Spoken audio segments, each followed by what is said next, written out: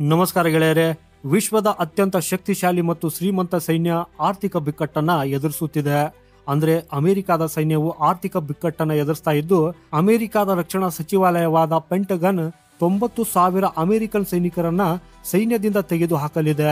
ಈ 90,000 ಜನರು active duty personals ಆಗಿದ್ದಾರೆ, ಅಂದರೆ ಸಕ್ರಿಯ ಕರ್ತವ್ಯ ಸಿಬ್ಬಂದಿ ಆಗಿದ್ದಾರೆ ಅನ್ನೋ ರಿಪೋರ್ಟ್ಗಳು ಬಂದಿರುವುದನ್ನ ನೀವು ನಿಮ್ಮ ಸ್ಕ್ರೀನ್ ಮೇಲೆ ನೋಡಬಹುದು.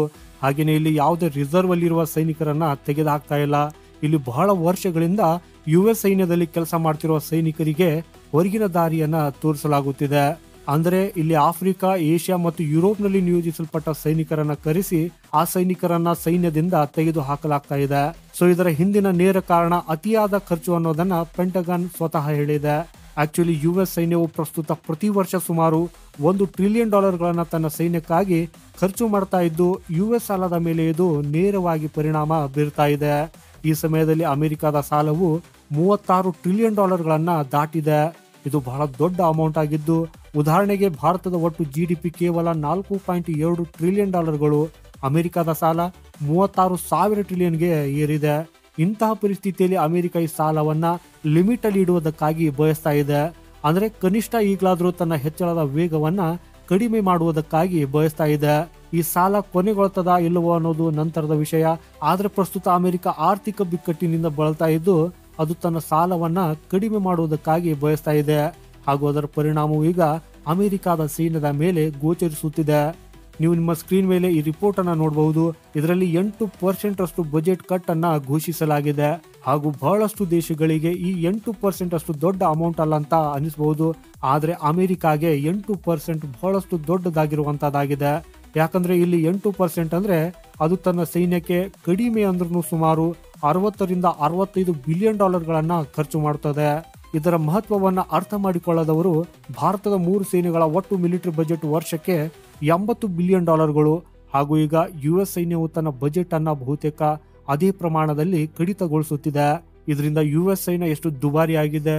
ಹಾಗೂ ಪ್ರಸ್ತುತ ಘೋಷಿಸಲಾದ 8% ಬಜೆಟ್ ಕಡಿತವು ಅಮೆರಿಕದ ಸಕ್ರಿಯ ಸಿಬ್ಬಂದಿಗೆ ನೇರವಾಗಿ ಯಾವ ರೀತಿಯಲ್ಲಿ ಪರಿಣಾಮ ಬೀರ್ತದೆ ಅನ್ನೋದನ್ನ ನೀವು ಊಹಿಸಬಹುದು.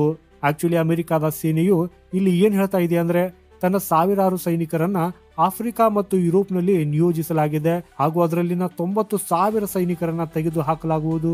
ಹಾಗೂ ಇದಷ್ಟೇ ಅಲ್ಲದೆ ಯುರೋಪ್ನಲ್ಲಿ ನಿಯೋಜಿಸಲಾಗಿರುವ ಕೆಲವು ಹೆಚ್ಚುವರಿ ಸೈನಿಕರನ್ನ ಚೀನಾದ ಹತ್ತಿರ ಸ್ಥಳಾಂತರಿಸಲಾಗುವುದು ಅನ್ನೋದನ್ನ ಹೇಳ್ತಾ ಇದೆ. ಅಮೆರಿಕದ ರಕ್ಷಣಾ ಸಚಿವ ಪೀಟ್ ಹೆಗ್ಸೆತ್ ಕೂಡ ಪ್ರಸ್ತುತ ನಮ್ಮ ಸೇನೆಯ ಒಟ್ಟು ಸಿಬ್ಬಂದಿ ಅಂದರೆ ಸೈನಿಕರು 4.5 ಲಕ್ಷ ಜನರಿದ್ದಾರೆ. ಹಾಗೂ ಅವರು ಅದನ್ನ ಕಡಿಮೆ ಮಾಡುವ ಮೂಲಕ 3,60,000ಕ್ಕೆ ಇಳಿಸಿದ್ದಾರೆ ಅಂತ ಹೇಳಿದ್ದಾರೆ. ಅಂದ್ರೆ ಈಗ ಅಮೆರಿಕದ ಸೈನ್ಯವು ಅತ್ಯಂತ ಚಿಕ್ಕದಾಗಲಿದೆ. ಯಾಕಂದ್ರೆ ಉದಾಹರಣೆಗೆ ಹೇಳೋದಾದ್ರೆ ಚೀನಾ ಮತ್ತು ಭಾರತದ ಸೈನ್ಯಗಳು 10 ಲಕ್ಷಕ್ಕಿಂತ ಹೆಚ್ಚು. ಹೌದು, ಭಾರತದ ಸೈನ್ಯವು ಸಂಖ್ಯೆಯಲ್ಲಿ ಚೀನಾಕ್ಕಿಂತ ದೊಡ್ಡದಾಗಿದೆ. ಆದ್ರೆ ಅಮೆರಿಕ ಅದನ್ನ 3,60,000ಕ್ಕೆ ಇಳಿಸಲಿದೆ. ಅಂದ್ರೆ ಅಮೆರಿಕದ ಸೈನ್ಯವು ಭಾರತಕ್ಕಿಂತ 4 ಪಟ್ಟರಷ್ಟು ಚಿಕ್ಕದಾಗ್ತದೆ. ಸೊ ಇಲ್ಲಿ ನಿಮ್ಗೆ ಪ್ರಶ್ನೆ ಇರಬಹುದು, ಇದು ಅಮೆರಿಕನ್ ಸೈನ್ಯದ ಬಲವನ್ನ ಕಡಿಮೆ ಮಾಡಬಹುದು ಅಂತ. ಹೌದು, ಖಂಡಿತವಾಗಿ ಅದು ಕಡಿಮೆ ಆಗ್ತದೆ. ಆದ್ರೆ ಎಲ್ಲೋ ಅವರು ರೋಬೋಟಿಕ್ಸ್ ಮೂಲಕ ಅದನ್ನ ಸರಿದೂಗಿಸುವುದಕ್ಕಾಗಿ ಪ್ರಯತ್ನಿಸುತ್ತಿದ್ದಾರೆ.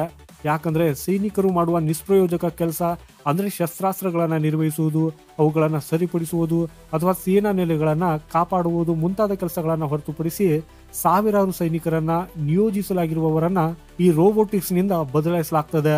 ಸೊ ಇದರಿಂದಾಗಿ ಸೇನಾ ಸೈನಿಕರ ಕೆಲಸ ಕೇವಲ ಶಸ್ತ್ರಾಸ್ತ್ರಗಳನ್ನ ನಿರ್ವಹಿಸುವುದು ಅಷ್ಟೇ ಆಗಿದೆ. ಹಾಗೂ ಇದು ಅವರ ಸಂಪೂರ್ಣ ಪ್ಲಾನಿಂಗ್ ಕೂಡ ಆಗಿದೆ. ಆದಾಗ್ಯೂ ಪ್ಲಾನಿಂಗ್ ಅನ್ನ ಅನೇಕ ದೇಶಗಳು ಅಳವಡಿಸಿಕೊಂಡಿದ್ರು ಕೂಡ ಈ ಮಾರ್ಗವನ್ನ ಅನುಸರಿಸುವಲ್ಲಿ ಯಶಸ್ವಿಯಾದ ದೇಶಗಳು ಬಹಳ ಕಡಿಮೆ. ಇದನ್ನ ಮಾಡರ್ನೈಸೇಷನ್ ದತ್ತ ಒಂದು ಮಾರ್ಗ ಅಂತ ಹೇಳಲಾಗ್ತದೆ.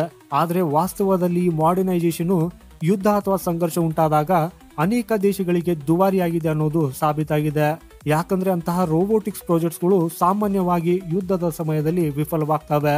ಹಾಗೂ ಅನಂತರ ಎಮರ್ಜೆನ್ಸಿ ಪರಿಸ್ಥಿತಿಯಲ್ಲಿ ಈ ದೇಶಗಳು ಸಾವಿರಾರು ತುರ್ತು ನೇಮಕಾತಿಗಳನ್ನ ಮಾಡ್ತವೆ. ಆನಂತರ ಇದ್ದಕ್ಕಿದ್ದಂತೆ ಸೈನಿಕರನ್ನ ನೇಮಿಸಿಕೊಳ್ಳಲಾಗ್ತದೆ. ಹಾಗೂ ಆ ಅನ್ಟ್ರೇನ್ಡ್ ಸೈನಿಕರು ಯುದ್ಧ ಅಥವಾ ಸಂಘರ್ಷದಲ್ಲಿ ಭಾರಿ ನಷ್ಟವನ್ನುಂಟು ಮಾಡ್ತಾರೆ.